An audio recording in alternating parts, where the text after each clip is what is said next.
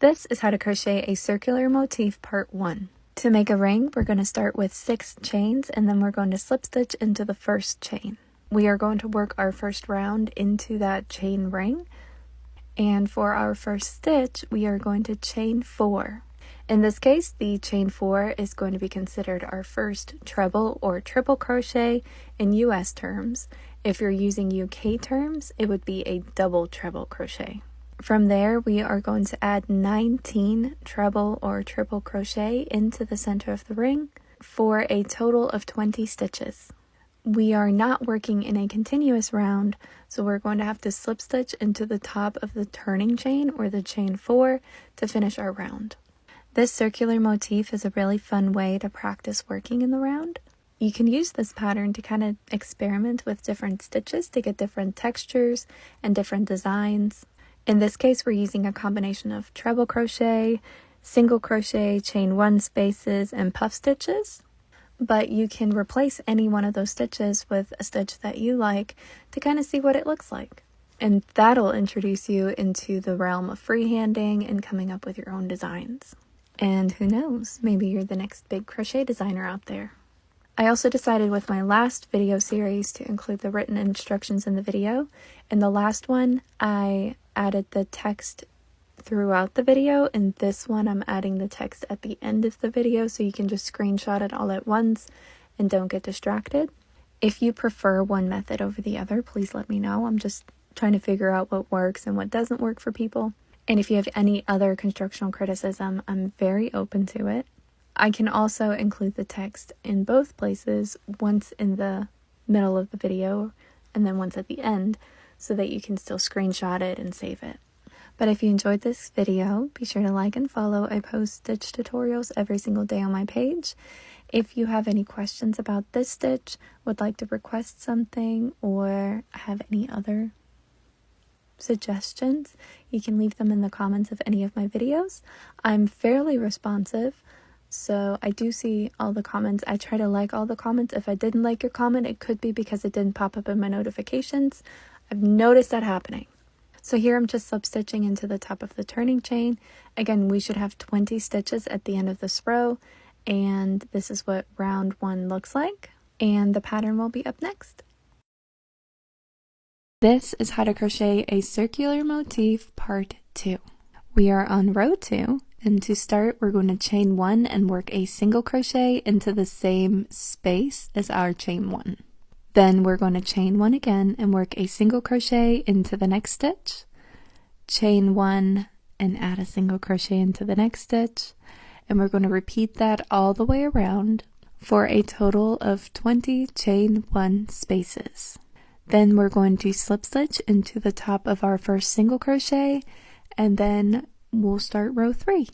I have the written pattern instructions at the end of this video if you want to screenshot them.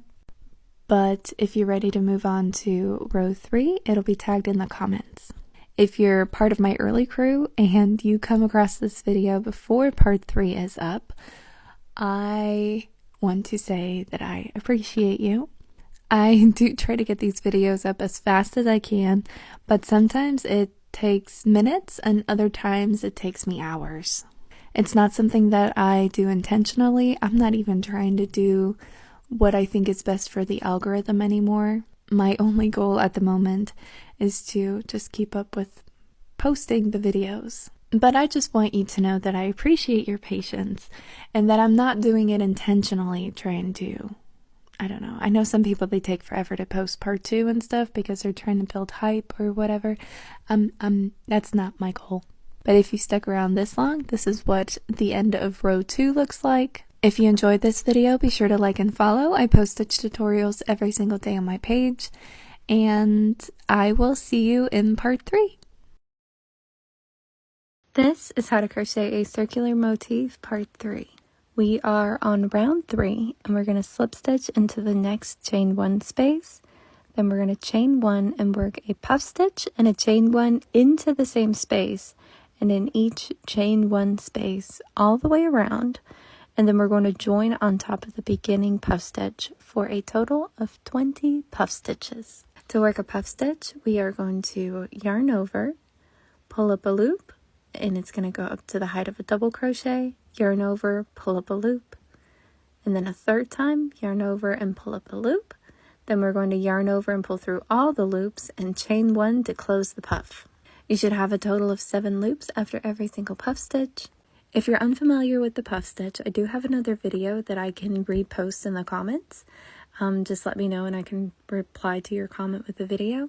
I did not realize that my camera stopped recording, so this video is a little bit short and it's not the whole row in its entirety, but I will include the pattern at the end.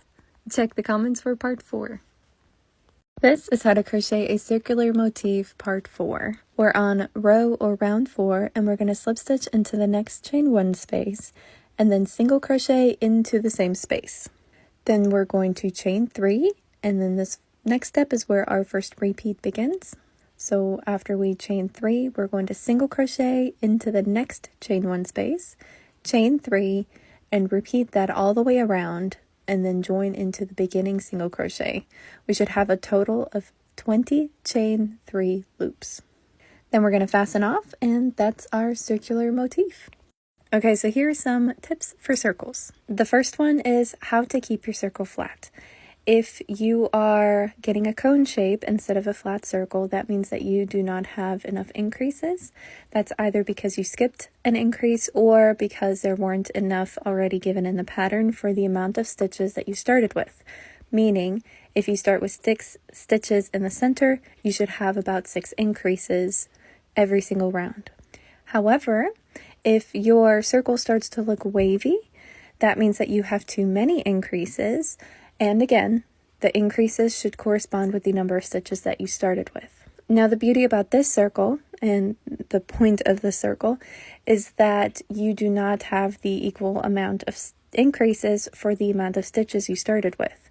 Instead, you're working with the spaces that each stitch requires to determine the amount of increases. And you mostly only get that information from experimenting with stitches. Just another reason there's endless possibilities with crochet.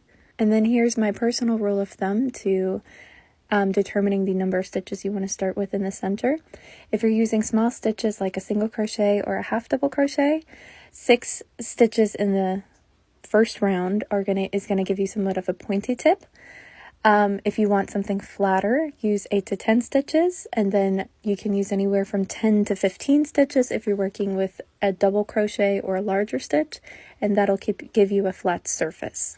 The less stitches you use in the beginning, the pointier your center is going to be. And when I mean pointy, it's going to be the pointiness of like a cone.